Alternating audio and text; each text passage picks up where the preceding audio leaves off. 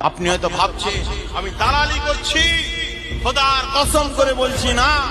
এই যে ভাইজান যে কথাগুলো আজ বলছে, আজ থেকে 3 বছর আগে, 4 বছর আগে, 5 বছর আগে, 6 বছর আগে যে কথাগুলো ভাইজান বলেছিল, আজ সেগুলো মিলছে কি মেলে নেই?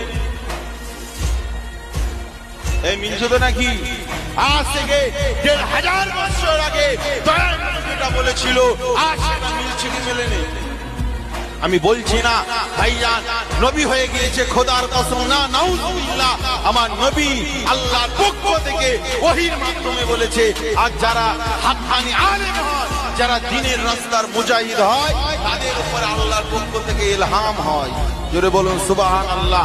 আর যারা যাদের প্রতি ইলহাম হয়, আর ওরা যে কথাগুলো বলে, ইনশাআল্লাহ 100-র মধ্যে 99টা মিস হয় না, কাজে লেগে যায়।